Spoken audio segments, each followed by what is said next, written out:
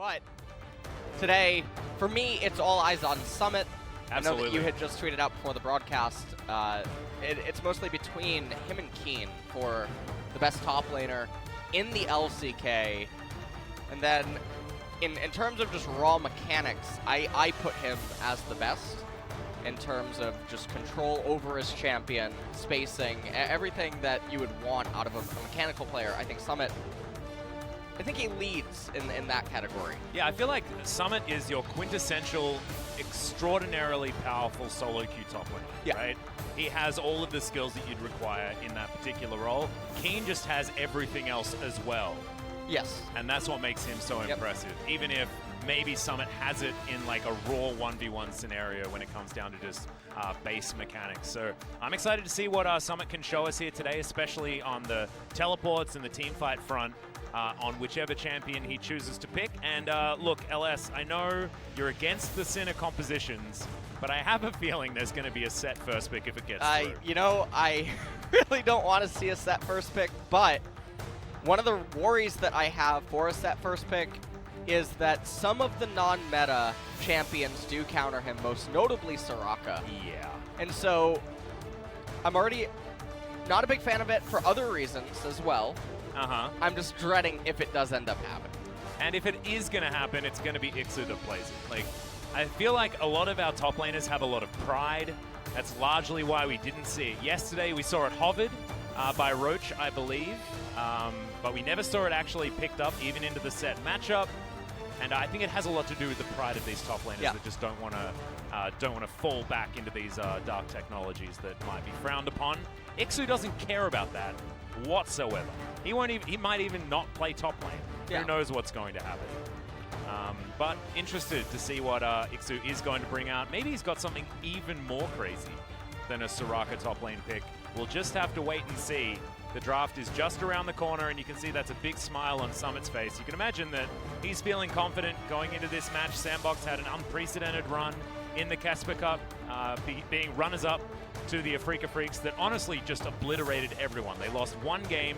It was to Harmwell Life Esports, and it was in the beginning of the knockout stage, and then they 3-0 Dragon X and 3-0'd SANDBOX to just pulverize the entirety of Casper. But SANDBOX meeting them there in that final and also taking down T1 on their way there in the semis was certainly very impressive. So let's see what SANDBOX have to offer us here against lesser opposition than the T1 of 2020, especially after their performance in their first match yesterday. Here we are into pick and ban, SANDBOX versus APK Prince. SANDBOX on our blue side will have that first pick opportunity, and let's see how the bans have evolved since yesterday.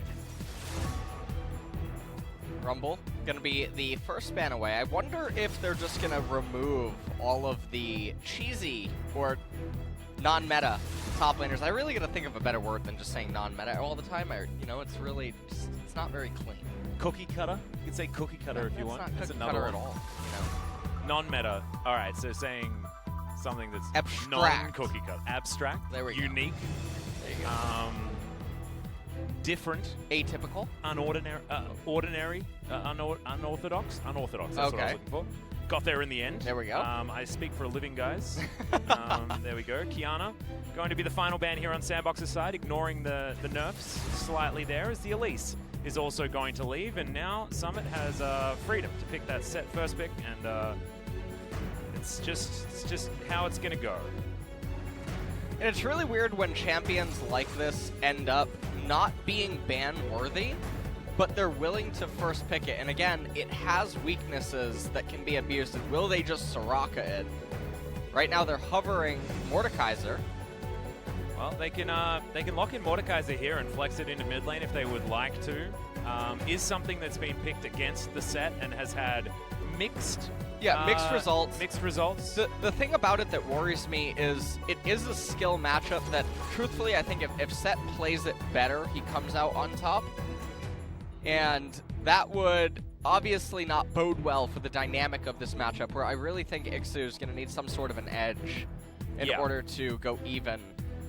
Well, Flawless has the opportunity to go towards his very famous Lee Sin, and I'd love to see him debut with the Lee Sin on the LCK stage, but looking like it's going to be a flexible solo laner locked in here. Mord is going to be picked up. Now, APK can go for some weird shenanigans here where they flex the Mord towards Dove and then hold on to their top lane pick until the very end and then craft a composition around ikssu. Certainly is something that they could work out. I'm thinking about like a Mord and Alawi composition, and it wouldn't necessarily work out so well because the Death Realm removes a target from the Leap of Faith, which is not necessarily what you want. That's Rek'Sai being locked in for OnFleek. Of course, he's a lover of the Rek'Sai, but isn't a champion that we've seen have any success so far in the LCK. Feels like the new jungle hasn't been so kind to Rek'Sai. One of the scary things right now is SANDBOX's theme. Now, they're very, very known for drafting what I call mono-red team compositions. All they like to do is have lane-dominant champions, aggressive junglers, champions that spike at 1, 1.5, 2 items, and then they tend to fall off a cliff. And then if they don't get ahead, they lose very quickly. And so it's a very overarching theme for how they play the game. And when they draft like this, showing you set B1, responding Rek'Sai and Syndra, B2, B3, you know everything about their team composition. There's basically no way for them to recalibrate it on B4, B5 and mix up what they're doing without then deviating from their theme and making it weaker. So APK right now, they have the Aphelios, they have the Mordekaiser, the Jarvan as well. If they draft more champions that are designed to resist the engage and things of that nature, things could get a bit ugly. Syndra, I'm curious to see how Dove is going to actually manage to pilot her and what Keine is going to want to... Is it Keine or is it Keine? Let's call him Keine so that when we get to APK versus Afrika, we don't lose our minds. Yeah, I would just like to see it written in Korean so that I could know how he's intending. That's a good point. I could look him up real quick and show him to you. Because if there's an if it's like Keine, then that would make sense. But one of his solo queue IDs you look that up. might give it away for us. Apparently it's Keine. Apparently it's Keine. All right. Keine. Oh, okay. Keine, like Keine. It is a Korean pronunciation, but let's go with Keine. All right. Let's go with Keine. Jarvan. We'll see whether I can say that in a team fight. That is not necessarily going to be the easiest thing, but we'll see. So Ornn and Orianna banned away. Orianna as a champion that can sort of neutralize the Syndra. Ornn banned away just to take away that late game scaling component. As Nautilus locked in for APK, so this still is reserving the Mordekaiser, who's able... Oh, so it's going to be AD Syndra. Interesting. Against Aphelios, or, well, AP carry Syndra down in the bot lane. Most likely. And are they going to pair this with another mage? They could do it, but Gorilla, thinking about going back to one of his old favorites, Thresh could certainly be another option, and Thresh will be locked in.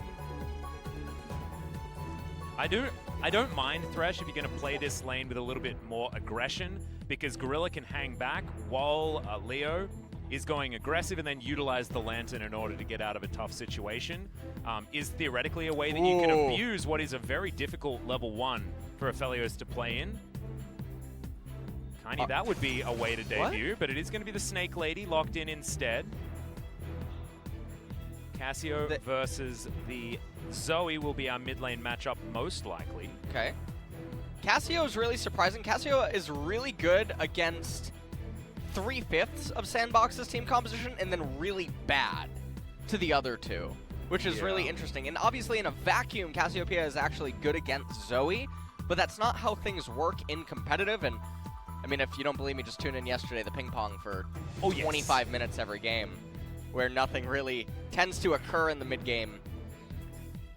And so at the very end, rounding out the team compositions, everything in theory should be decided by the Syndra and the Zoe versus the Cassiopeia and the Aphelios, and that's just going to be the dynamic of it all. Mordekaiser's there to stifle the SANDBOX team composition set. I mean, he has a target, but this is, again, is one of those situations where Set doesn't really do anything unless he's overly fed. Then again, it is Summit, and it's Summit against the biggest underdog in the LCK right now. Yep, I believe so. And he's an underdog that utilizes cheesy picks in order to get himself over the line. That's how they promoted into the LCK, did APK Prince, and this is an extremely standard top lane matchup that can come down to just skill-based trades and is a champion that Summit has a lot of experience fighting against and on himself. So this is not one of your times where ikssu can leverage his very deep champion pool knowledge to try and find himself an edge. This is going to be an honest 1v1 in the top lane, and that's why we're a little bit worried for ikssu, the older gentleman of the top lane on APK's side. But it's not over till it's over, and we'll see whether APK can get across in this one.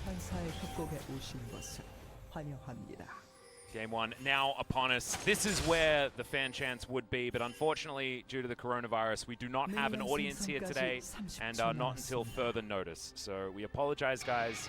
We'll be getting those whitings for you as soon as possible. The music that Mordekaiser was trying to play, the song of our people. Yeah, he was certainly busting some stuff out there.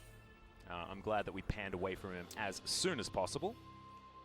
As Dove, certainly a very notable Zoe player. He's working out to it.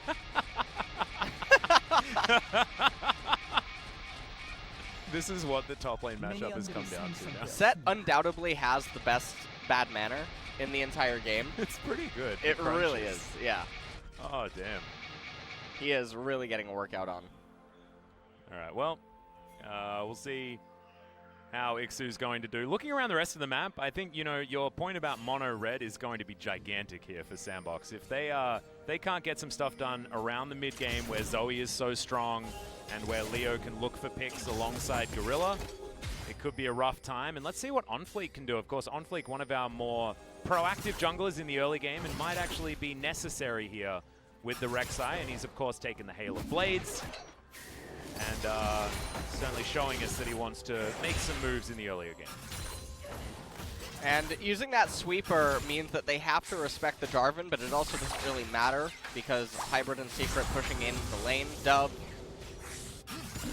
able to get level 2 first. He's shoving in Keine here in the mid lane as Jarvan goes for the red into blue buff immediately. So we'll see if something ends up happening here, or if he's just going to actually go into a third camp immediately, as Summit definitely getting the better end of these trades. This is also level 1. I thought it might be Flawless going for a level 2 getting top lane, trying to bait Summit in. Which was really surprising. That's not a very standard set level 1 skill point. Yeah, the face smasher. An odd one. Normally it is going to be Haymaker picked up, level 1, so you can have some sort of range harass, but ikssu, I mean, he does have the Obliterate, so it does have a slight range advantage if you don't take the W on set. See how Gorilla and Leo do down here towards the bottom side is generally a lane where Syndra can find some power, and especially the follow-up for ganks is going to be really, really strong. I swear so much of this game is going to hinge around what OnFleek can actually achieve on this Rek'Sai. Summit just punches ikssu. Thankfully, isn't going to be within turret range as everything goes wrong for him there. So far, top lane is looking like it's going to be a stalemate, but Summit has the option now to start pulling the next few waves, or at least have this one reset. Cleared that one out actually extremely fast, so just keeping him underneath the turret. Rek'Sai maybe going to be able to path up, but Dove might be in, well, I mean, he's not going to be in too much danger. Yeah, Flash has to be used though, respecting Flawless's ability to flash after the EQ, or during the EQ, as is the best way to get that one done, but that's flash down in the mid lane and heal down as well. And it's really strange that Zoe was playing right pocket lane when Rek'Sai was on the left-hand side. So, definitely not super ideal lane play, but now OnFleek waiting in the distance, maybe trying to get something here. But this is a really awkward gank timing. It would require Keine to go for a trade, but Keine doesn't have the mana pool to both trade and then look to ideally CS. And without having teleport available, it's a pretty unlikely thing to do. So OnFleek looking to gamble. Yeah, well, very hard there. He's able to steal away a Raptor camp. Might be able to head top lane to now put pressure on ikssu, and we thought Summit wouldn't require any help, but he's getting some anyway as Dove's got a proto belt that he can throw towards this Mordekaiser. It's a really rough time now. He should be going down. It is a really nice dive, and Summit gets all of that grit in order to tank an extra turret shot as well. So First blood going down, and it's in favor of the Set lane as well.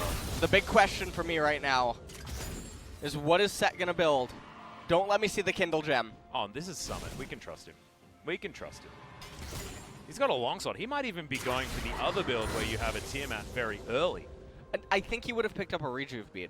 That's true. If that was actually going to just be the case. Because he could then just rely on the Rejuve bead, Doron Shield, and Set passive to sustain against Mordekaiser. So we just see how this is set up. I mean, Summit is endlessly pushing and actually casts the W there a little too early, takes an extra turret shot, but doesn't really matter, not the end of the world. He also gets the boots, which really helps Set convert into damage by using mobility essentially as damage, staying on the target for additional auto attacks rather than just doing shorter combos against the Mordekaiser.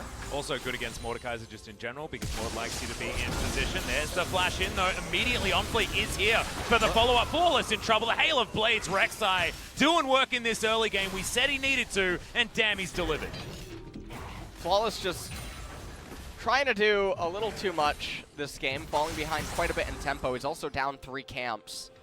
And now he's going to lose left-hand side Scuttle Crab, which is going to put Rek'Sai in close proximity to top lane yet again. That looks like it's coming into Summit. And Summit, this is the wave, I believe, that he gets level 6. It is. So he's going to have the Superplex available. Yeah, Superplex is going to be utilized there as well as the Death's Grasp working in favor of the Set. That Obliterate didn't work. Death Realm has been activated, but OnFleek is going to be there as soon as it dissipates. Look at the amount of grit that Summit has. I think this would have been a 1v1, but OnFleek's going to be there to help. And Summit says, why did you KS me, bro? I had that.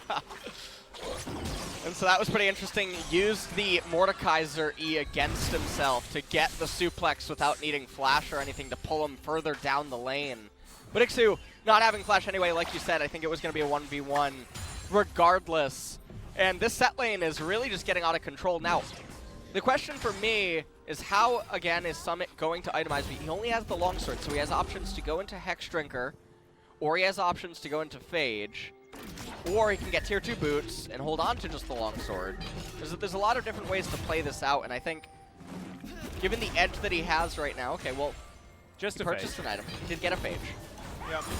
I was actually looking for the secondary as well, which would give away exactly what that build is going to be, as Hybrid somehow avoids that one. Secret not so lucky. Certainly some older gentlemen in the support position. Secret has been around for a while as well as Gorilla, who you guys, of course, know and love. Our resident Rocks Tiger for this particular game. Yesterday we had Kuro, thankfully, so we've been not without them. This is going to be that replay of OnFleek being in the right place at the right time. Yeah, so this is exactly what you just described it as. If it wasn't for that, then it would have been over. 오케이. Provial Summit. 싸운다. 버틸 수 있어. 와줘. 버틸 수 있어. And he keeps saying that you can come. 잡았어. We got it. Yeah, you noticed that Summit was spamming pings in between all of his movements there, so that OnFleek knew exactly where he was. Is now Flawless. Is going to make a journey towards the top side. Summit very low on health here. He has ikssu still looking for him. Yeah, can he actually get it? Use it to get out. And they're going to ping him back. Man, with Dove moving on up, that could have been the problem. There's the flash forward. The Petrifying Gaze. Nice! Not going to be utilized as OnFleek goes invisible and takes down the Snake. That was extraordinary timing on that one. So even though he would be able to, I believe, dog down the Cassiopeia anyway, using it at the moment that he did is still nice to see, even if it is going to be a death nonetheless. Yep. How Summit didn't actually draw any aggro during that gank attempt from Flawless as well is real dangerous. They were probably just expecting him to be able to showstopper his way out of there, or something like that, but a lot of respect given over to this Set that only has the Phage completed now as Dove, looking to try and get a lot of damage onto Flawless, and does so. Flawless struggling a little bit here in his debut game for APK. We have a look at this gank once again. Just watch OnFleek's timing with the Void Rush. Yeah, Dove just turns right around. Way too early of a bubble cast on a Dove. Not going to end up mattering. I actually think the damage registered from the Petrifying Gaze, but because he'd already buffered, it worked out. 여기 와드다 근데. Impressive stuff. 그 와드는 He's talking about some ward. That's where it cut off for Summit. Yeah. Something happened. Something happened. There wasn't a potential teleport or anything like that. Leo's was on cooldown, so if they were referring to that topside situation, then it wasn't how that worked, as Hybrid is just going to be switching through all of his guns as often as possible because it looked like he was a little bit bored. Infernum currently equipped. That extra AoE that you do get with that one. And right now, I mean, there's not a lot of action down in bottom lane. This is a byproduct of who the support champions are. So this is why I was initially saying, can we get a mage down in bot to pair with the Syndra? But yeah, it could have been a lot of control. We're just going to have this this matchup where we're playing ping pong, as the cameraman is staying on it for a little bit. But Rek'Sai is here, so can Gorilla land a flay and a hook? Oof. Chose both targets there, and to do that, it's more difficult to land anything. Leo sneaking that little orb on top of Hybrid. But so far, SANDBOX have exactly the level of control that they want at 11 minutes into this game. And have taken the Rift Herald already as well. So just waiting for where OnFleek is going to put that one. 3 members of APK here on the bottom side. Flawless sneaks into the brush. I think that minion positioning could have actually given away his position there, given the fact that SANDBOX knew where APK were. So might be something that they were able to coordinate. Wasn't the pings, but a lot of pings towards the mid lane here as Keine gonna have to defend as Shelly pops out, and we'll just smash down this turret. OnFleek wanting to get even more out of this. Summit here as well. That's the full man roam as Keine had to pick one of the targets. Didn't have very many good ones. That's the haymaker. OnFleek securing the kill in the end, but will be going down. ikssu in trouble, had teleported into this one, down to 100 health, but now Dove and Summit are looking for him. A fight on multiple fronts, that's a big punch from Summit to take down the mortar. Now Flawless is going to go as well. The suplex with no one in his hands, but still able to lock down that kill. Goes Golden, does Gorilla, and now Hybrid's in trouble. Not exactly a tank, are you, my dude, but able to get one at the end. Summit's here with all the damage. And good night, Sweet Prince. That's an extra one given to Dove by Summit. What a good top laner. Yeah, well, that is going to be the end of the game, Atlas. That is, I think, that was the last team fight, and we are done. The end of it. Rek'Sai comes in, petrifying gaze. Summit eventually getting on to Keine. Used the haymaker, didn't get the true damage, didn't matter. Actually turned around a little bit late onto Flawless. Didn't seem like he realized how hard Dove wanted to go. The flash with the W animation, that is something you can do on set. Yeah, W flash, beautiful stuff. Superplex just for, you know, the acrobatics. He's just trying to show off, that's all. That just being a gymnast, it's fine. Hybrid being able to pick up one kill here with the help of Secret was cool, but it was a losing battle. That bubble was very nice from Dove, demonstrating his plethora of Zoe skills. And yeah, now I guess we just watch SANDBOX try their very best to very cleanly close out this game. We've got an Ocean Drake that they're able to take, and already OnFleek is on that one. We'll see which kind of Rift we're going to get afterwards. They would like an Infernal Rift because it means it clears up some of the terrain for them to get more easily towards the Nexus. Oh no. I'm gonna need a moment. It is still, I know that you hate it, but it is still a 63% win rate build, solo queue. If you go Sterix and something else. I'm gonna be fine. Well, it's alright. As long as you still pass the temperature check on our way in, okay? Don't want you getting a fever from any of this, because you won't be able to go out and get yourself a coffee. That's alright. And it is going to be the Infernal Soul that would end up coming up for SANDBOX. Yeah, exactly what we were talking about is Dove. Super Soakers Keine. Summit comes down and oh no, that was a whiff on that one completely. Flash utilized here, but now the set having to deal with a few members of APK. That's a big haymaker, and thankfully the grit was built up by Summit to get that shield to help him out. 2-0-4 now on this set. Pretty gigantic CS margin as well. 20 in the lead over ikssu, who's the 0-3, going for the killing spree of deaths. This is not what you want to see. This tower not long for the world. Bottom lane, and I like this. I like that you were talking about the mono red aspects of SANDBOX. Yes. This is a team that plays mono red really well, actually.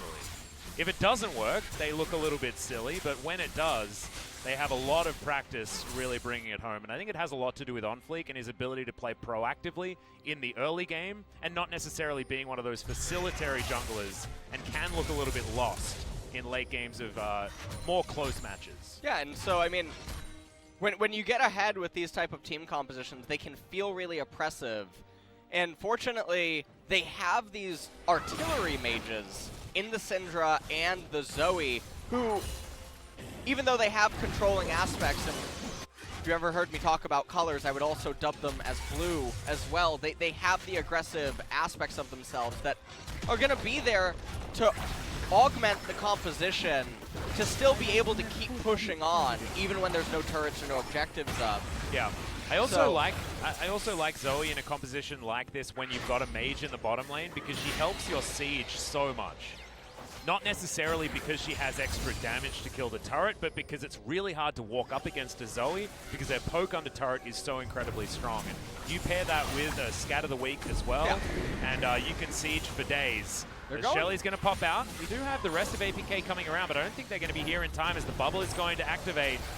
Keine did have the cleanse, had to use it, but used it very late, and the tower is going to go down. Good play there onto Secret.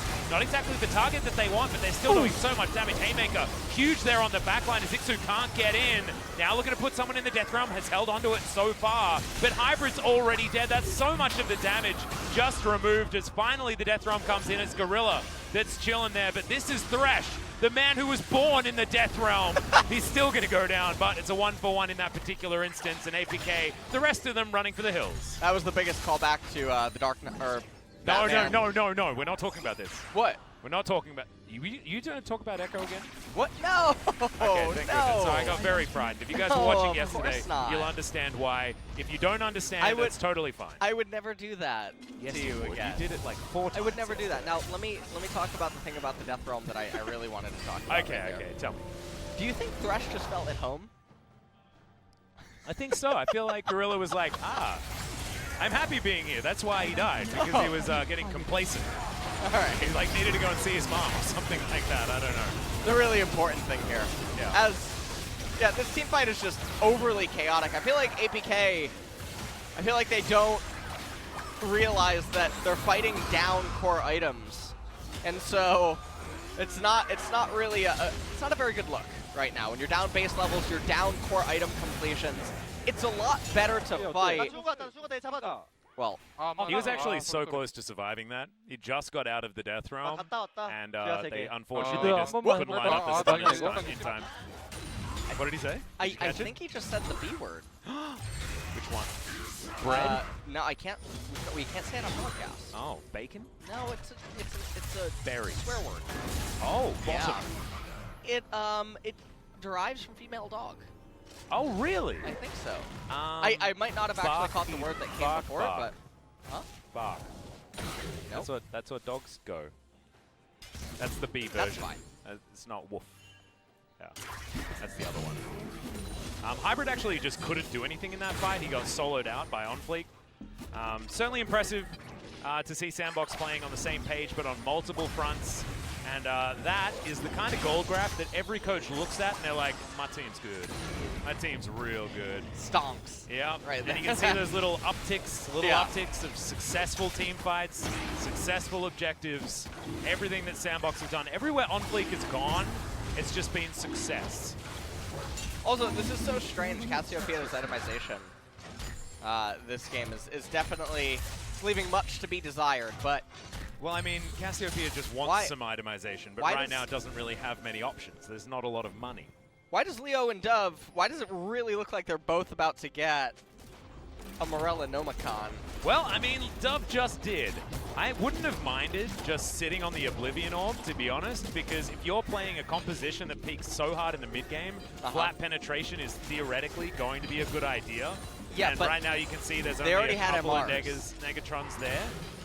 So here's the thing. People always complain when I talk about Morello, right? And they always try to justify it from, well, the pro did it, it must be good. No, because there's other pros that won't do it ever. And that they've spoken about why they won't do it ever. So even though there's some healing on the side of APK, there's some conquerors, 15% of 150 damage after resistances. Not a lot of HP being healed. Now, if you had a Leandri's, the burn damages would equate to more damage dealt than the healing prevented. Not to mention the fact that both of these AP carries But, yeah, both of the AP carries have abilities to CC.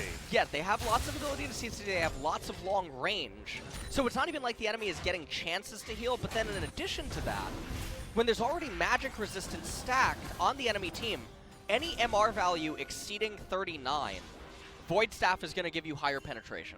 Yeah. So from 39 MR and up, Void Staff will pen more magic resistance, then Oblivion Orb, which is the really good item, and then you go into the depths when you purchase Morello. Yeah, I think that sitting on Oblivion Orb is Sitting fine on Oblivion if is you're, okay. Yeah, if you're trying to just reach the highest number You of can- raw magic Right. penetration you can get. Yeah. So you can stack it with Sork Pen Boots, and then you can go Void Staff. Yeah. And if they have a champion on their team that doesn't have MR, like it traditionally an 80 carry, Yep. you'll often see that. I mean, Aphelios has the lowest base MR of any 80 carry, So, so to be right. honest, this is a decent game for Right, it. so you pick up Void Staff, you start doing true damage to him, that's fine. Yeah. But upgrading to the Morello, investing the gold into that rather than just getting a Void Staff, definitely does feel a little bad. You know, we went on a little tangent, but that's because we're in the lull state. We are in the lull state. We made it there. This is where SANDBOX are just trying their best to crush down this game. They're looking to clear out vision around this Baron pit. They'll take it when they feel like it. Their Baron control is, I mean, at least their Baron taking speed is not super high this game, which is why they're not claiming it too much. But ikssu's put someone in the death realm. I believe it's OnFleek. He's going to throw out the ultimate though, go golden. He's going to wait that one out. Summon's going to grab that kill. Flawless goes in, goes out. Can he get out far enough? As the Moonlight Vigil comes in and does basically nothing. Flawless, well, slight mistiming there, but the last auto attack from Leo's going to do it. Good double stun, immediate cleanse. He's going to at least gather one kill for APK from the Aphelios, but he goes into the death realm very, very quickly, and that's the ace, and that'll be the game. That'll definitely be the game, Atlas. I just wanted to let you know that. This was the deciding moment. This was actually Absolutely that the wasn't deciding actually moment. the game. The game is when the Nexus gets last hit. Oh, that's true. I'm a color caster. I just wanted to let you know Yeah, that. no, That's okay. actually how the game works. No, that's a good point. It's Thank you. And whoever gets the okay, Summit just flashing for fun, demonstrating to us again that the Haymaker can actually be buffered with a flash. Pretty cool news. Gorilla going to utilize his and then chain down this Nexus, and they will be able to grab it. That's the Summit end of the picking up game. the 50 gold. He is the official winner because he killed the Nexus. SANDBOX with an expected victory in game one, but damn, was it a clean Whoa. one. This is probably the cleanest game win that we've seen so far in the LCK for 2020. You know, it's understandable. We've only had, what, 7 games now, but still, very, very clean, well executed. Or APK not really with too many options. Is the This one? cleanest game the perfect game from yesterday? Was it a perfect game? It was like 2 turrets away from a perfect game, wasn't it? That was game 1 by KT. No, it was Game 2, yeah, by Genji. Yeah. But that was 2 turrets away from a perfect game, so probably the cleanest. But it was a very long 26 minutes. Yeah, it definitely was. The longest 26 minutes ever. It was actually the longest 27 minutes of 26 minutes. Yeah. You get what I mean? Not really. No? Are you talking about going back in time a little bit? Because there was some death realms being utilized? No, Is my I'm brain talking being about broken relativity, again? okay? Oh, okay. You know? That's cool. I didn't think we study. aged much greater than the 26 minutes. You earned an extra minute on your life over what was actually going to pass. Exactly. Oh, unfortunate. We don't need to talk about that one anymore. We can just talk about how clean SANDBOX were with this particular victory. Very, very nice stuff. Didn't actually see the clock, but we'll check that one out in the post-match screen. The thing that was the most beautiful, though, was having a look at that gold graph just steadily increase, having a look at a Rek'Sai with the Hail of Blades play around a Keystone Right. so extraordinarily well. Here, another example of OnFleek just being real good. And I was ready to give my MVP over to Summit, but my vote's going to OnFleek pretty comfortably, my dude. Giving it to Summit. Oh, of course. He started the lane kingdom. Of course, literally Set gives his Literally. vote over to Set. Likely Summit. It's like a vote for yourself, Yeah. isn't it? Who's Likely- LS? likely Summit. Who's LS going to vote for? Likely Summit. That's probably going to be the case here. So. Well, look, it was already written, I guess. So proven. He did play very well, and the fact that he was able to get some solo kills topside and really snowball the rest of the game for his team was impressive. But the 8k damage, more damage than their bottom lane carry in the Rek'Sai. I think that he deserved it, so we'll see who manages to pick up that MVP. 22 minutes was on the clock. Yeah. I think that game I was talking about playing around a Baron before the Baron had actually spawned.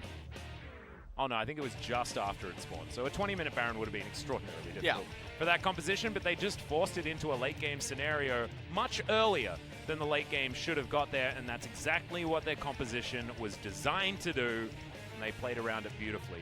Playing to your composition, drafting around your key players, it's what we wanted to see. It's what we've been asking for so long. The mono red, not necessarily what we want, but when you execute on it, when you give us that sweet League of Legends based on what your composition is designed for, that's when we give you the thumbs up. So LS very close to being impressed, but we haven't completed the series just yet. We still have potentially one more game if SANDBOX can take it, but APK do have an opportunity to bring out some of those ikssu Dark technologies and try and win the game. We'll see you after the break for exactly that.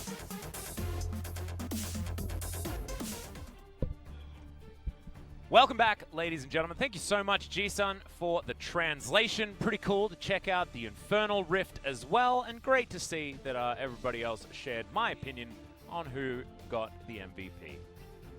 Nice work on Fleek. Listen, I don't want to talk about it. Let's just not talk about it. Don't talk about your one lonely vote for Summit.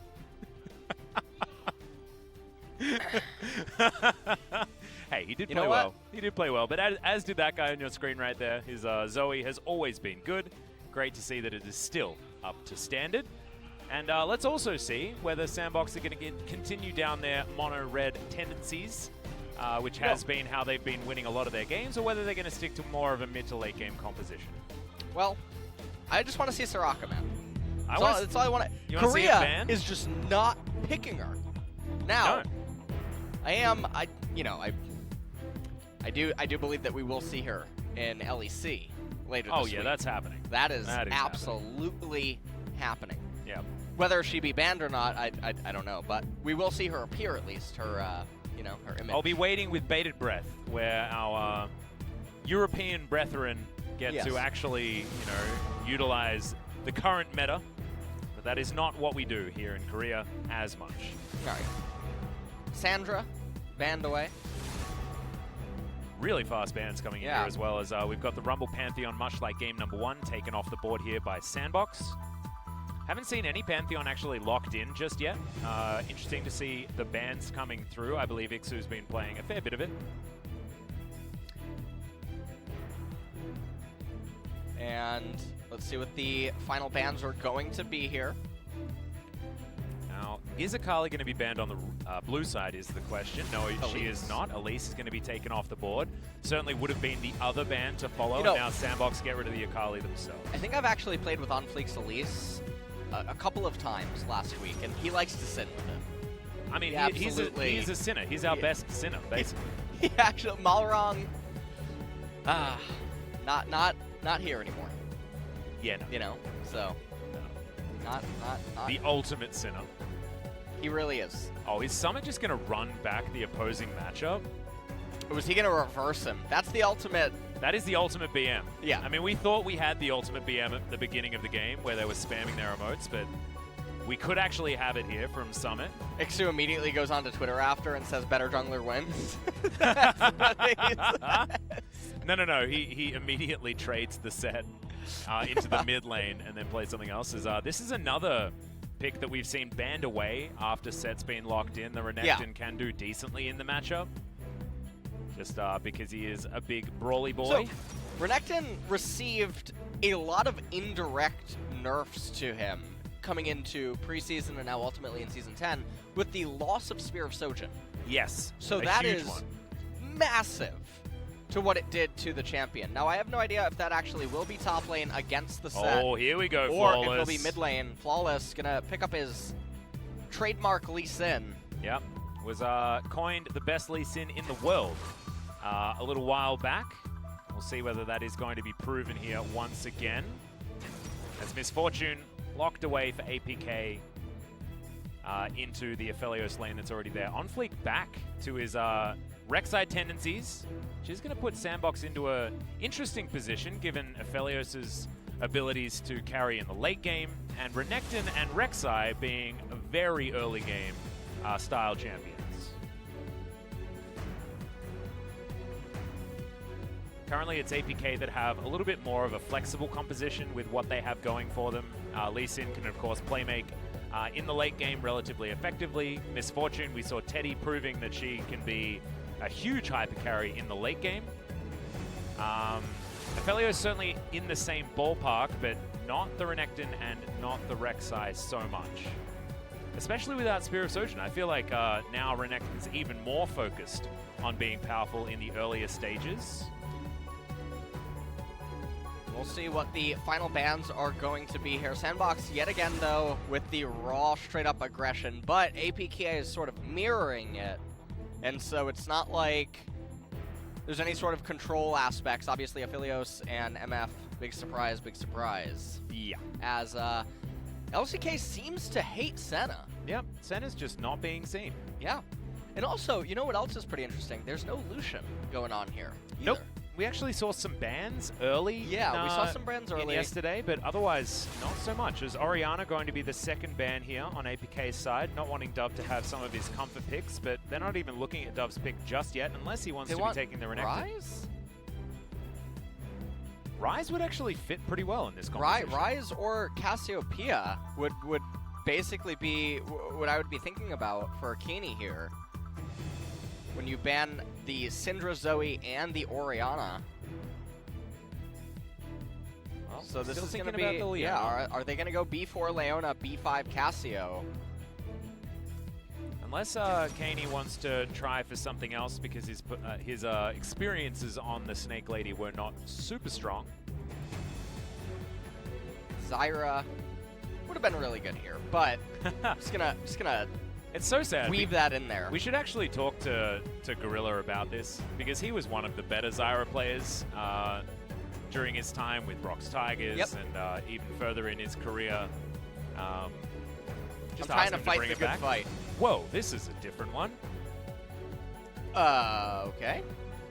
Victor is in a very bad state right now. Now, we talked yesterday about a little bit of a buff. He got a buff where when he augments his W, I think his ability's slow now. Or when he gets full augment, his ability's slow.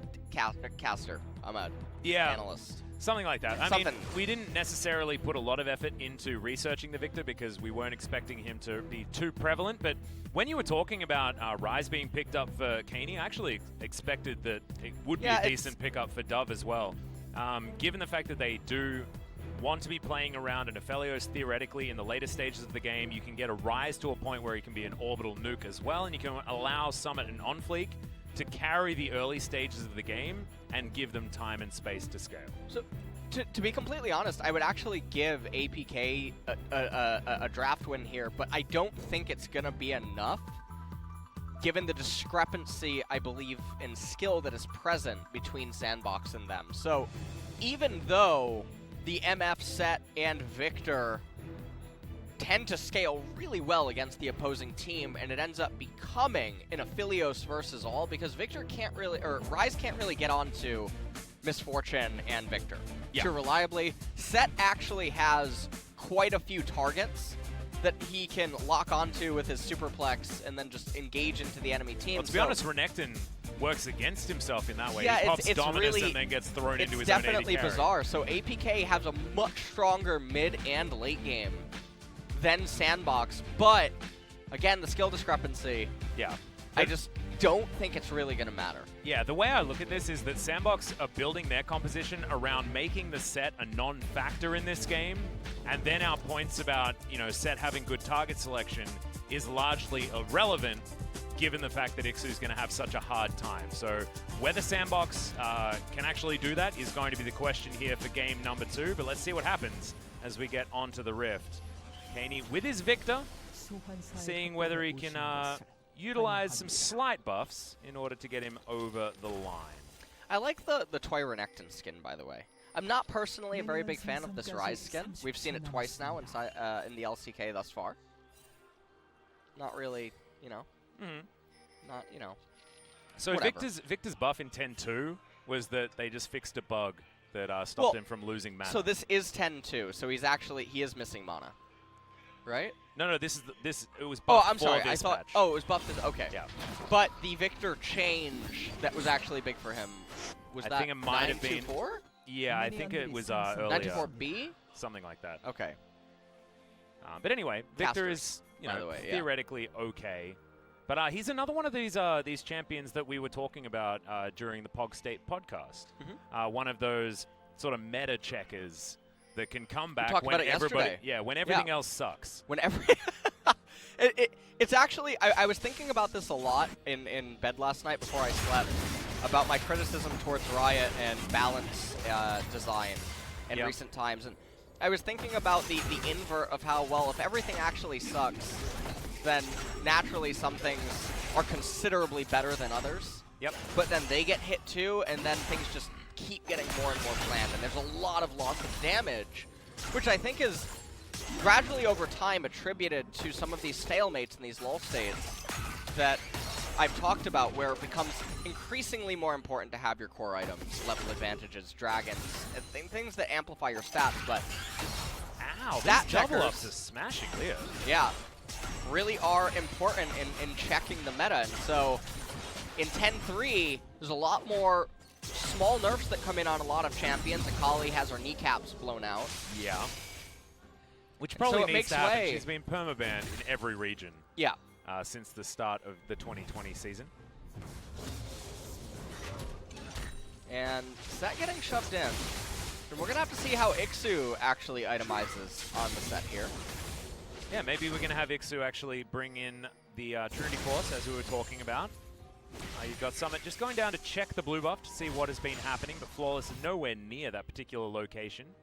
I actually really like what Summit did. It's really subtle. He hits the blue buff and draws the aggro and pulls it all the way up. In the event that Lee Sin would come over and try to Q, he could end up missing, and then he would have to wait for the aggro to reset, but really thin. Well, Flawless is going to jump over the wall, but they already lost the fight. Gorilla going to have to flash here as Teleport comes down. Flawless uses the Q to create distance, but a flash forward from Leo. Flawless is now in trouble. First blood going to the Aphelios is a disaster for APK, and he's still continuing. Calibrum brought out the extra range might help. Secret at 200. Rek'Sai just going to leave, and that was a great teleport from Dove to guarantee that first blood onto a priority carry. And that's going to be really nice for their pacing. Aphelios, talked about it earlier on, he's going to be the main component of the SANDBOX draft. This champion, he does a lot of stuff. That's a flash to come in, but OnFleek is still there. Oh no, Secret getting baited into a fight he didn't want, and Keine coming down and having to walk immediately back up. Bad to worse here for APK. That's a face smasher you didn't want to take there, but that decent haymaker from ikssu. Now the W's down. Summit getting the better end of these trades. Now the thing about Set that's really obnoxious is generally you want to keep him around 40% HP. 40%, 50% HP almost every time. When you take very heavy trades that bring him down to 10% and it also costs you a lot, his passive just regions it up. Now look at that slice and dice. Yeah, gets out of the way. The dice was still there. Flawless does turn up though. Q misses. Flash forward from Summit. Last auto will get it, but the Prey Seeker is going to be enough. OnFleek had already flashed. Flawless trying to walk out of this one. Close. They're able to get him, and that's the double kill for OnFleek. 4-0 at 4 minutes into the game. SANDBOX demolishing APK. And the top lane is already looking like pretty hot mess right now. Oh yeah. And you have to wonder, too many fires to put out. Yeah, there's going to be a lot of fires to now try to put out there in top lane. I love the itemization by Summit. Goes Ninja Tabi first item. I talk about this sometimes on the broadcast. Mobility is worth more than damage stats. As we take a look, Slice and Dice sidesteps the Haymaker. He flashes, didn't quite have the range to get to him, but it was fine as OnFleek was on time. Yep, and just slowly walks up and grabs Flawless here. It doesn't matter that a turret shot was taken. There's basically nothing that Flawless could do with Safeguard and Flash on cooldown. So now APK Prince with a huge uphill battle. And Leo 1-0-1 here on the bottom side. Double Doran's Blade just to match what Hybrid has put on for himself. And now they're going to have to play all the way back, especially considering Dove is missing from his lane. Realm Warp not available just yet. Going to be pretty close to picking that one up. The other thing about this, so Rek'Sai's probably just going to do Wolves Gromp into right-hand side Scuttle Crab, and then looking like they have priority in mid lane, and they also have it in bot lane on the Crash. He should just be able to do Gromp, Scuttle Crab into Mountain Drake capture as Lee Sin has to path to the left-hand side of the map now. So that's how everything here should just end up aligning and working out.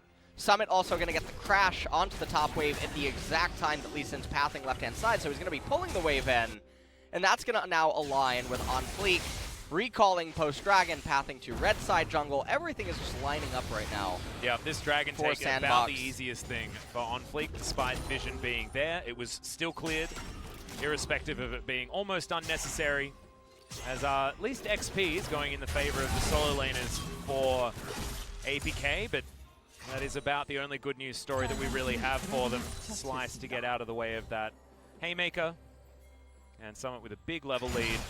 And you might see these health bars and think, oh, Iksu's got more health, but those Ninja Tabis are going to be doing so much work in these trades. The thing about the Ninja Tabi is, as I mentioned earlier, because I feel like a lot of players, especially in solo queue at lower MMR, they'll think that, oh, I need to get damage stats, I need to get items. Phage gives you movement speed when you proc its passive. It gives you HP, gives you damage, etc. The Ninja Tabi is going to give you constant mobility without a need to proc anything, gives you the damage reduction, And gives you armor. And also the damage reduction on auto is just so strong against these sort of brawly top laners. But Summit having to dash to get himself out. The Q going to land, but he's just too close to his turret. His dominance is available as well, as now he's just playing with his food. Crocodile's not necessarily known to do that. Holding the freeze, it's absolutely perfect. And ikssu, no teleport, he's going to lose an entire wave, so ikssu just got assist killed in terms of XP and gold. That is now going to go the way of Summit. Really, you knew that minion was in the way. Come on, mate. Oh my goodness, the kick has to be used. Flash there as well. Keine coming out of his lane to help, and it's not enough as Flawless goes down OnFleek. Probably going to die for it, and he is, but Dove is now here with the Realm Warp. Oh, ikssu! Iksu's going to turn up, and now we check out the bottom lane. Secret taking a lot of damage. Bullet time onto Gorilla, but now Leo with his crescendum has to flash to get out of the way. Didn't quite have the chakrams to get the work done. Had a lot of DPS available with Severum alongside it, but unable to actually keep that short range for himself. Really dangerous weapons to have on the Aphelios if you're his opponent or himself. No one going to fall bottom side, and as you saw, ikssu was unable to take down the Rise. A lot of money going over to Keine, though, with the shutdown kill. You can see OnFleek had a lot of gold for himself, but Keine just skyrocketing given that shutdown. Dove coming in here trying to clear out this control ward. Not too much else going on, though, as ikssu also going Black Cleaver. So gonna be a bit interesting. I guess we can't all be Trinity Force savants here in the LCK. No, it's just we're not allowed. Right. Just not allowed. Because, this is what Halo Blade's Rek'Sai does. Fleek manages to get that R. Yeah, that's what happens when you land a Prey Seeker. I believe he managed to get that. Got him tagged. Phase Rush, I believe, was what got Dove out of there, alongside a Rune Prison that he was able to utilize afterwards, but that was not shown on the video.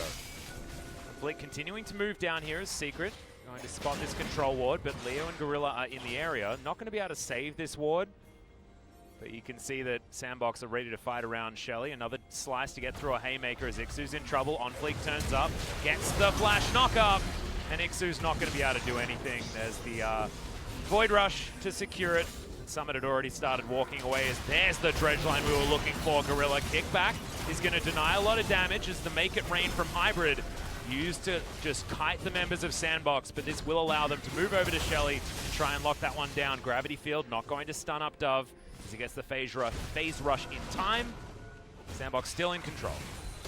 SANDBOX, they're going to be able to pick up the Rift Herald 1 minute until the Infernal Drake, so they should be able to use it with lane priority, likely in mid lane.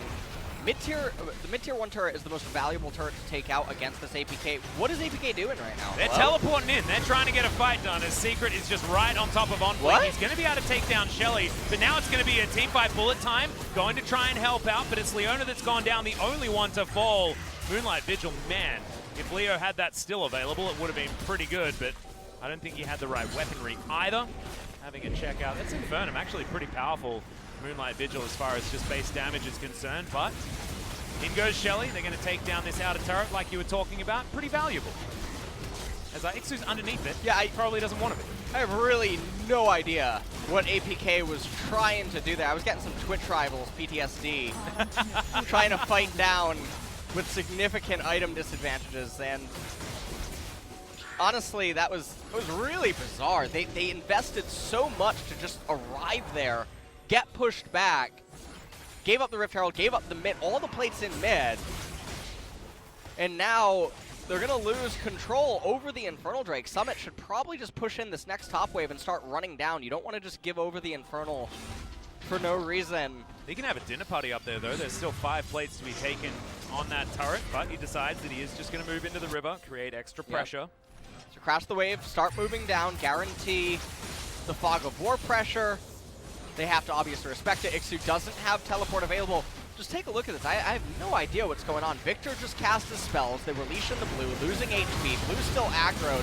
Secret goes in. His teammates are completely separated. They're on to entirely different continents here. Oh, he did actually have the Gravitum. So Leo was what stunned them all up, but Gorilla having to flash out of the way of the bullet time and the respect needed to be given there. So that's how they didn't manage to follow up. Still, a very questionable move, like you were talking about, from APK Prince. And we've got another Ocean Rift, my personal favorite. Well, Victor, with his itemization being the way that it is, still going to be quite a while before he starts coming online. 5 kills on OnFleek. Yeah, I think we're looking at a back-to-back jungle MVP, which is not something that I was going to get used to talking about in 2020. These are the things that they plague me, Atlas. What's that? The 2 kills that OnFleek got up in top lane was a byproduct of Summit. Yep. Summit was the main ingredient in that recipe. OnFleek was on time. Yeah. And then in bottom lane, it was the bait by Leo that Rek'Sai is waiting for in order to make work. So that's a byproduct of lane manipulation. Or was it a byproduct of OnFleek manipulating you know what? his lanes? We don't have that information. That's a good point. Haymaker is there as OnFleek, I believe. No, not even going to die. Never mind. Comfortable dive. ikssu did what he could, but it was just straight up not enough, and it feels like the story of APK Prince for this series. It's like they're trying, they've got some ideas, but not a lot of them in the right times. Perfect hex score done from Keine, but this game is being lost around the victor at this stage. Do have some defensive vision around the area. You can see that control ward still surviving in the river somehow. This is once again a circling the drain timing at 14.5 minutes for APK. Feels like this game is accelerated even faster than the first one. Well, it is definitely getting out of control. 3 minutes until the next Ocean Dragon. 5,000 gold lead, or 5.2 thousand gold lead for SANDBOX. Now, they do have quite a few champions with bounties on them. And so, if APK can somehow get a miracle team fight, which I really don't think is possible, that'll be the interesting one. But they're just going to start playing ping pong with the lanes.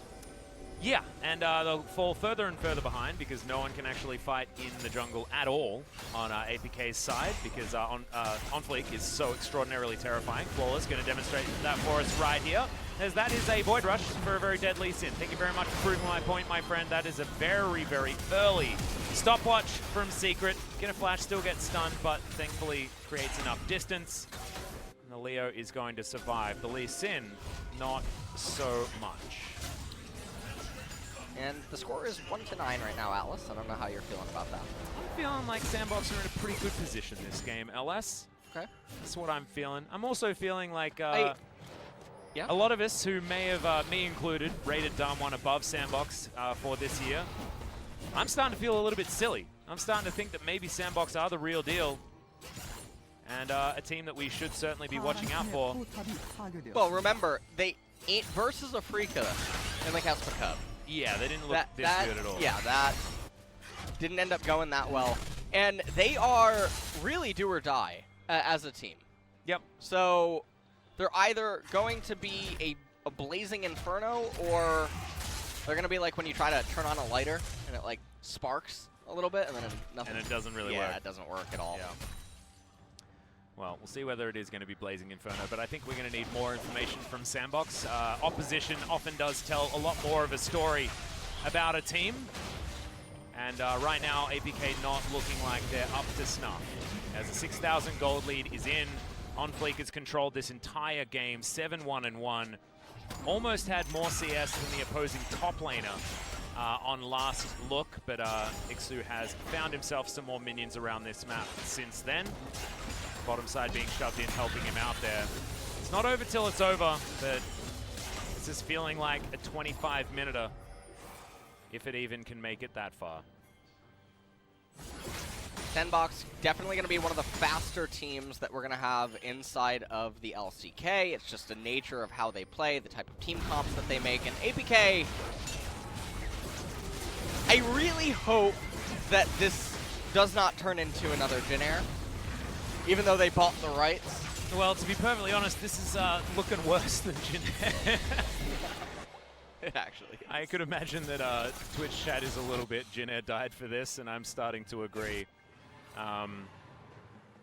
One of the takes that I had coming into this season was that I feel like what was the team that was in Casper Cup that actually looked okay? It was Team Dynamics. Yeah. It was an amalgamation of Gen G's previous roster and Beyond from MVP fame. They actually looked like they had some stuff going on for them. Might be a team that could actually promote after the spring season, but certainly getting ahead of ourselves here as this is the first match for both of these squads. The other thing about what's going on here is APK seem oblivious to the fact that they cannot actually fight over the Ocean Dragon. They're posturing around for it anyway, but really, they should just be conceding it. It's not the Ocean Soul. So they could utilize this time to try to just keep farming their jungle camps off timer and keep getting waves in the side. You can actually see pings by SANDBOX onto the turrets that are now bouncing waves back into them. APK looked desperate for a team fight, which I agree trust with me, you. I've I feel like been that in this is situation about a month ago. It's not a...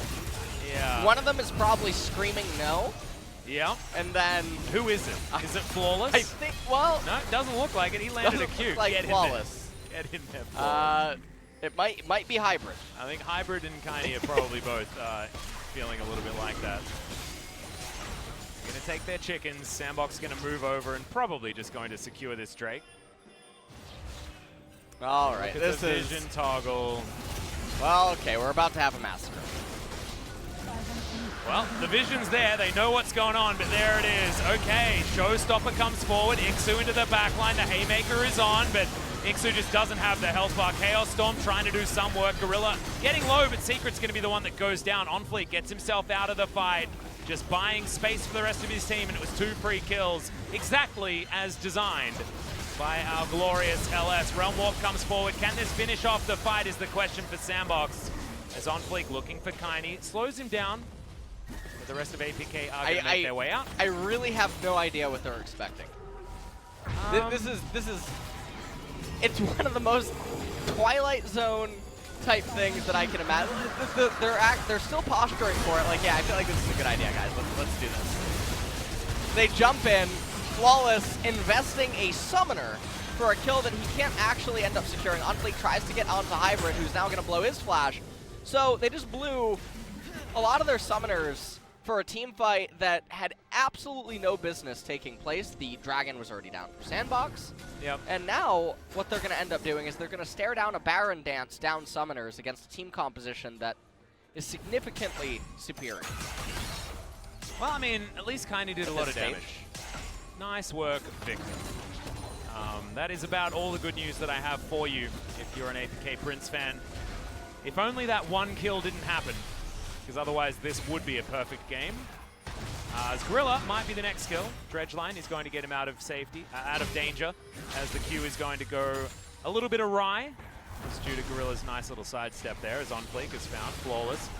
When do we get to the point where OnFleek is so incredibly confident that he's going to open fights with his Void Rush to try and close distance after landing a stray Prey Seeker? Maybe That might be happening soon. When he has Guardian Angel. Aha. Okay.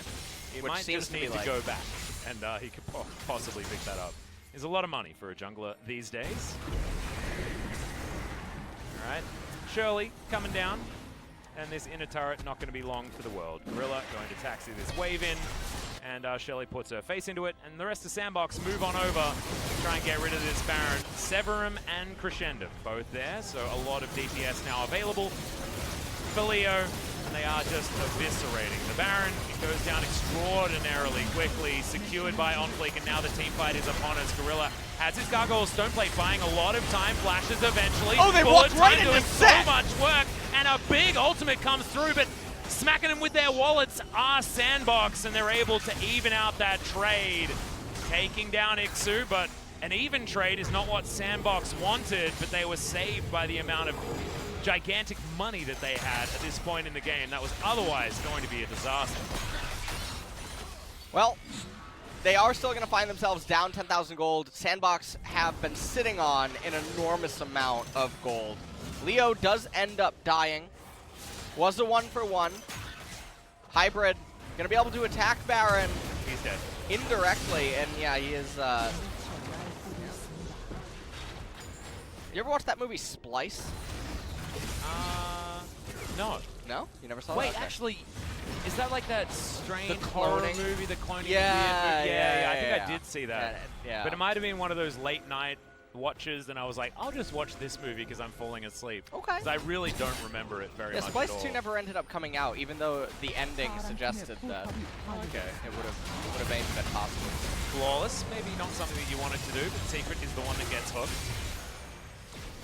APK still just playing, it feels like they're playing with like tempo, like they're trying to start a fight, even though they shouldn't have been starting a fight for the last 20 minutes of this game.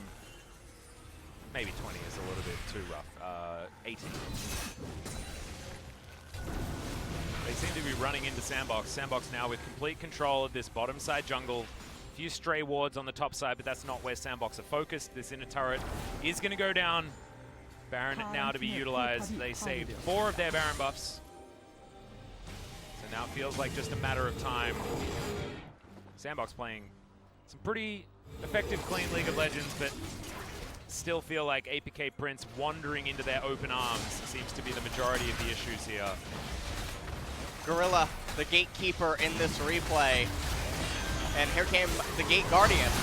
That was a Realm Warp choice that you could have made. Yeah. It's not the one you really wanted to. As luckily for Summit and Gorilla, and sorry, Young- and Dove, Young they had a lot Sota. of options. It's good night. Ends up dying. 빨리 가자 지금 빨리 Let's go fast, let's go fast. Yep, I heard the bully. SANDBOX have pulled their Ocean Soul Dragon. Okay, no matter what, Flawless has to go. Okay. I guess not. He missed the Q. That's fine. So that's what's going to stop him from going. Realm Warp is going to speed this one up. That one, less dangerous than the last one. Moonlight It's that Vigil Ocean gets the Soul. first stun. It's all onto over. Flawless. Good night. He's going to have to flash to get out. ikssu now finds himself in the middle of the team. Buys some time with the stopwatch, but not enough time. He needs to buy about 25 minutes because they want a redo of this one. Keen having to flash away. Keine, sorry. As Dove now Gorilla! over to the side. Gorilla, yeah, tanking for quite some time. The Secret can't really withstand the damage that Dove has for the rest of APK. Now underneath their turret. 4 members still remain, but the base is broken. SANDBOX now feeling like it's just a matter of time. They are going to do their due diligence and move towards this top side, clean up that minion wave and head towards the last remaining inner turret can be taken. 11,000 gold is the lead, though, and they have the Ocean Soul as Flawless just dancing around this one. Just really hopes that he can get some sort of camp, as now Summit might be out of position, but takes himself the Blast Cone. Flawless comes with him, and now Dove is going to turn up. Safeguard gets Flawless out. They got Keine Gorilla. is going to take Gorilla. OnFleek now not wanting this fight as much as he thought he would, as there's the flash forward, gets the face smash as Dove looking to try and CC some targets. Finds ikssu. ikssu going to get a big shield back, but it ain't going to be enough whatsoever. Going on Keine. They do have a lot of damage. OnFleek finds Keine. Q is going to get in that movement speed to get out, though. And it really does feel like, despite APK finding probably the best possible fight that they could have got, just wasn't enough. As now OnFleek is tanking like about 3 turret shots. He's going to be okay, but Dove, he's going to get in there. He has the Righteous Glory, and they are going to tidy up the victor. So it's probably just going to end up resulting in waiting for yet one more Baron before the end of the game truly comes in. And this is mostly because there's actually a lot of wave clear. It doesn't look like what Summit wants to do. Is now we're going to check out what ikssu did. ikssu going for the superplex into quite a lot of people. Goes for the Haymaker. Doesn't really do anything. He's just way too far behind. Also the Ocean Soul. And then we take a look at this replay. Summit trying to get those wolves.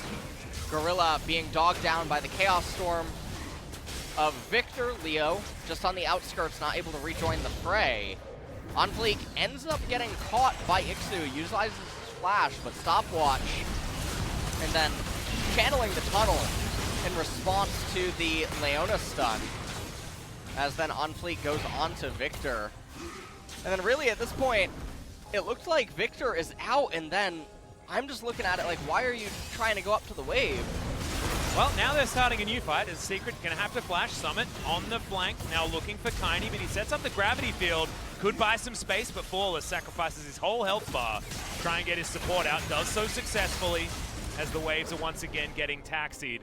It's like you were talking about, just waiting for the next Baron to spawn right now, and Leo's there with his Severum, and Crescendum as well, so a lot of extra damage. Calibrum now online. We'll have his sniper rifle for the next team fight. Certainly going to be helpful, unless SANDBOX are going to be playing the fast and loose style that they were looking for. Maybe he'd be looking for more of the Crescendum Infernum combo. Sorry, Severum. He's got too many guns. Aladios. Yeah, Aladios. That's that. ikssu. Okay. He's going to be allowed to pass this time. May have answered Summit's riddle effectively. This inhibitor going to go. Now, minion waves with Baron buff are heading towards these Nexus turrets. It feels inevitable. Ticking over towards 29 minutes in this game will be the fastest series so far, but that's a relatively easy feat to manage because we had 3-game series all day yesterday. This very much not that. Gorilla, Stoneplate comes in, first Nexus turret to go down. Dove just dancing in the Chaos Storm and doesn't care about it. The Victor gonna go down. He's wearing it like a sombrero and he does not mind. ikssu now gets a big shield, but he can't save anyone. No one on APK has the money to defend, and now the Nexus will be taken down. Summit eventually falls and Gorilla finds a max range dredge line just before the MF gets a double kill and dies. This is going to be it. 30 minutes on the clock, and SANDBOX get the first 2-0 of LCK Spring 2020. And so that actually puts them in first place. It does. So SANDBOX, so far after 2 days, well, 1.5 days so far. We're not done with the night. Obviously, they can be tied by the next series. That could end up happening, but it is a 2-0. That'll put them ahead of T1 and Gen G. T1 and Gen G, the two of the teams that we were certainly talking up moving into the spring season. Dragon X, yet to see them. We will see them on Friday. Valdez and LS will take you through their first matchup. But so far, SANDBOX certainly looking like the real deal. Yeah. Wasn't exactly against the opposition that they wanted, but we saw Gen G against another team that we didn't have a lot of expectations for in KT after what was a pretty abysmal performance in Kesper Cup, and they lost that first game. KT certainly looking like they were a contender there, but afterwards, not quite having the stuff to withstand the best of 3. So APK, not exactly very many happy faces here on this squad, but we've got some tidying up to do, and we'll see whether they can before their next match this week. Well, APK, I mean, with the level of play and performance, they were just getting outclassed in every single facet. Oh, yeah. So it's not what you want to see. And when we brought up Jin Air, it is only their first game. Yeah. But it was looking a little rough. It was. And it wasn't even necessarily like they're against a team that completely outclasses them in every single way. It was the decisions that they were making based on information that they already had. Oh, God. You know, it was that Ocean. Yeah. I mean, the Ocean fight, even the fight around the Rift Herald as well earlier in the game where they just opted in when they were super far behind. That is not a fight that we see LCK teams taking, and certainly wasn't one that we saw yesterday with any of our squads. That was like watching a horror movie, and it's like, why are you going downstairs? No, it's like watching a horror movie for the second time. You know, it's like you already know what's going to happen in this moment, but you're still yelling at the TV. It's like Happy Death Day change 3. Your mind. Yeah. Oh, no. Oh, God. Yeah, it was not so good. Actually watched a horror movie last night that wasn't too bad. What Have did you you seen watch? Hereditary? Oh, I'm sorry. I Tony thought Collette? you meant KT versus Genji game 2. All right, I watched that, but then felt in the mood to continue my watching horror movies. And watched it. It was actually pretty good. Hereditary? Yeah, I liked it. Do you know that apparently that is the first movie since Paranormal Activity that caused duress in theaters, but in America, in the States? Wow, that's a bit weird. That It's is not weird. It wasn't necessarily that scary. It wasn't that scary, but I liked the way it was shot. I think it was shot beautifully. Changing in between like miniatures and not miniatures was really cool. It was very good. It was very good. Nicely done. This was Flawless's first attempt at a gank, but Gorilla navigating it with aplomb. And then this teleport allowing Leo to get the first blood. And from there, it felt like it was honestly over because the Aphelios was the champion that SANDBOX was going to have a difficult time bridging unless they forced him into good positions. And Summit did exactly what Summit says on the tin, which is win his lane and then theoretically win the game afterwards. And OnFleek always going to be there to help him out. Summit versus Keine, it's really akin to the Star Wars universe, you know, because Summit played under him for a year and a half. He did. As a substitute. He was his Padawan learner. Exactly. And now Summit, he's the one that went to the dark side of the Force. You underestimate. Exactly. He plays aggressive champions, very filled with rage. Assumes he has the high ground at all times. Yeah, but we all know that Keine is Luke Skywalker, so. Yeah, no, he's Obi-Wan. He's Obi-Wan. He has the high ground, don't you worry. Summit's Kylo Ren. That's actually what's going on. Oh no, no spoilers, please. And yeah, there's a reason why we're not necessarily talking about this game so much. It felt like it was very over very early, and this is APK Prince taking fights they certainly shouldn't have. Another one of those examples is right here. However, SANDBOX do opt into just realm warping into a bullet time, which was odd. If they weren't this far ahead, it would have been an issue. I do have one update for you guys. MVP does go to OnFleek with 100% of the votes. So there we go. I think it's the first time that we've had 100% votes for one champion. One champion. Sorry, one player. Still, champions of this game. Safe.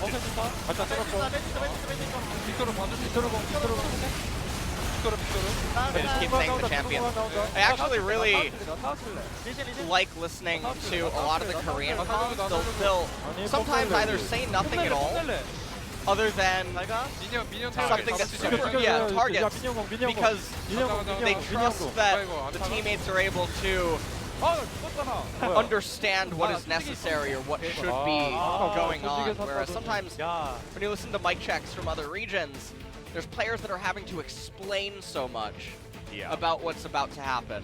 And that really speaks to leveling in terms of understanding, maybe even between teammates. And also training, I think, is the other thing. So Griffin training and really grinding. Yeah, they were the hive mind, right? They were the hive mind. They don't talk. Yeah. In team fights, and that was a practice thing. Yeah, that was what CVMAX designed the team to do, right? That was his sort of special style, and we saw that demonstrated. Some of their incredible team fighting I think this was a couple of years ago now, just after Griffin promoted into the LCK. We had that series with them against Gen G, where we had some of the most exquisite team fighting that we have seen throughout the LCK's history. It was just beautiful. I want to find those VODs and send them out to people because just incredible stuff. We'll see whether the Griffin that we're about to see in our next series is going to continue down that path, or now, given the fact that they have H-Dragon behind them, it's going to be a different style entirely because they still have majority Griffin players on that squad. Viper still hanging around. Lehens has moved on, but they have Tarzan still there and Viper, and they were the brains trust of that squad, the heart and soul of Griffin. Also, as it were. I mean, Sword's still there as well. Yes.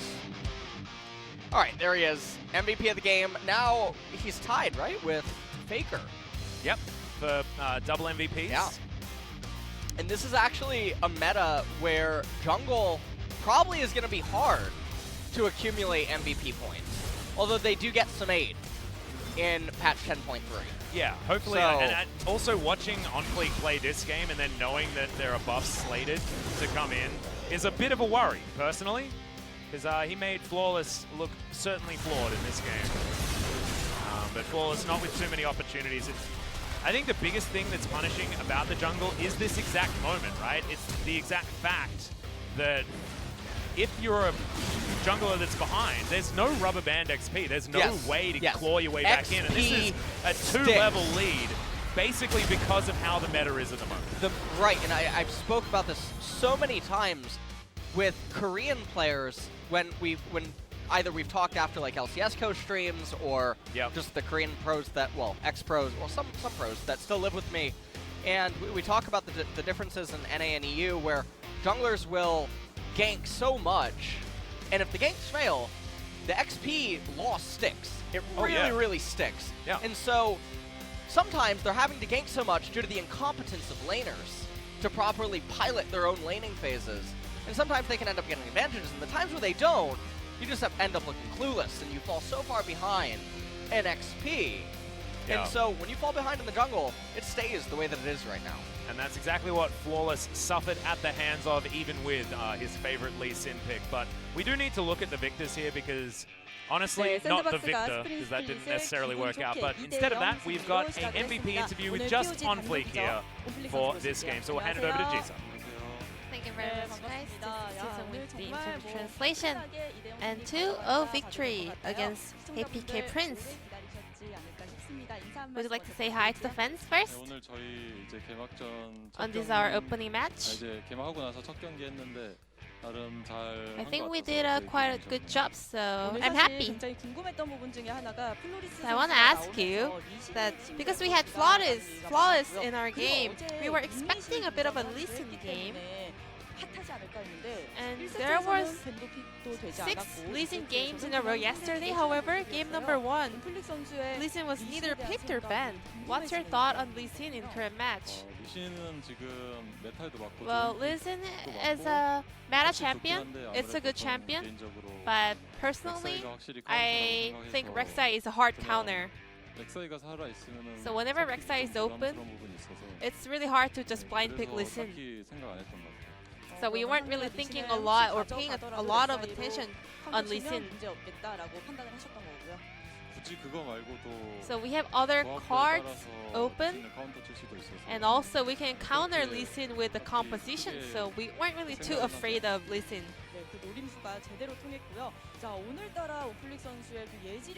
OnFleek, well, you seem like to be 2 or 3 steps ahead. You were reading the opponent like a book. So we had this perfect counter game timing.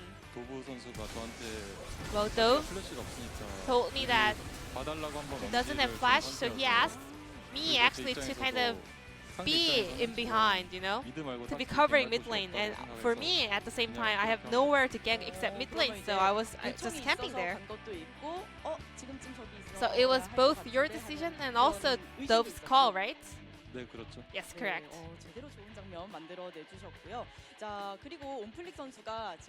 And OnFleek, in game number 2, everyone voted for you as a player of the game, and you picked up a lot of solo kills in that game. What happened after Caspa Cup? 일정이 좀 So 많이 빡센 팀이라고 지금 we have a 생각이 very 들어요. tight 그만큼 schedule. 되게 타이트하게 열심히 So we were 연습을 practicing and 해가지고 preparing really hard. 아마 좀 도움이 됐을 And I 거라고 think that kind of 생각해요. helped me. 네, 그리고 오늘 유독 탑갱을 많이 가시던데요. And 서민 we've 선수의 witnessed a 콜이 lot of 있었던 top 건지 gank 아니면 today. So was that 탑만 노리면 call from 우리가 Summit 승리를 or 붙일 수 있다, 이런 team's 예상을 decision? 했던 건지. 그게 하다 보니까 서밋 Playing game, 선수한테서도 well, Summit 콜이 잘 나왔고 제 made 입장에서도 good calls, and 지금 for me as well, 가면은 이득을 볼 수 I 있겠다 found very 생각이 good timings to make 많이 top ganks. 나오더라고요. So we 그래서 were able to make points 어떻게 there. 보면은 뭐 익수 선수 하기 이 정도로 So 볼 수도 maybe 있긴 it was a 한데 bit of a 그 shutting down 상황이 그렇게 많이 Iksu. 나왔어요.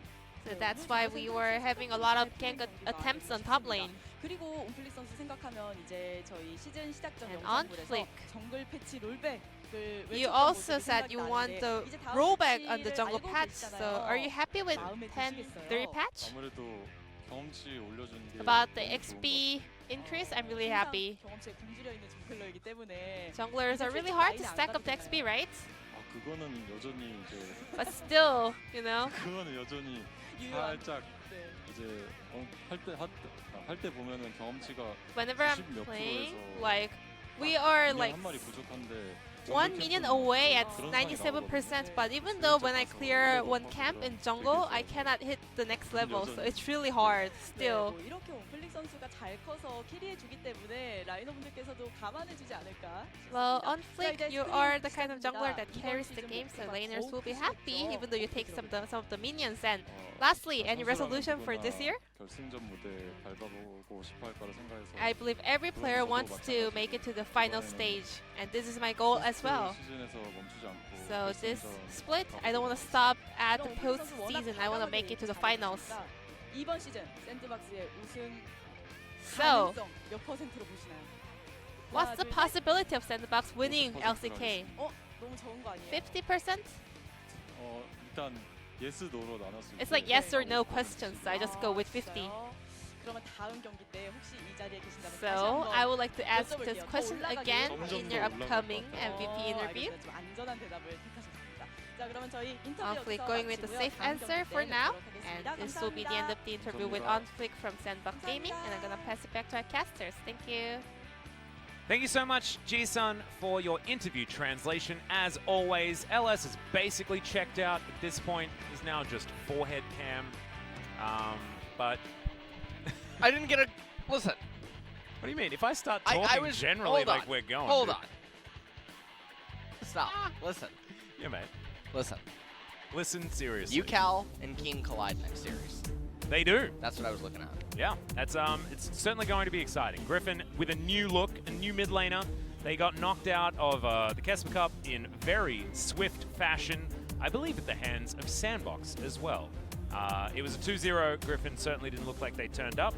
It was Neon in the mid lane at that point, and now UCal has the potential to be starting. Don't want to give anything away just yet because we're still over an hour away from that series, Griffin against Afrika. And that, again, is going to be another eyes on top lane. But can UCal actually manage to change things around? Yeah, That's it's up going to be against the most Fly, you know, interesting. and Fly has got a lot of technology up his sleeve, a lot of options. Spirit versus Tarzan, another really, really fun one for this series. But guys, we do have quite a bit of a wait before that one is upon us. So, you know, feel free to, I don't know, go trip down to the shops, maybe get a sandwich, Get a something salad. like that. Yeah, get a salad. Go have a shower if you feel like it. Depends what time of day it is, I guess. But you have about an hour, so maybe even a solo queue game in between. Or two. Yeah. Could 3 be if the you case. got my luck. Yeah, that's exactly right. So we'll see you in about an hour.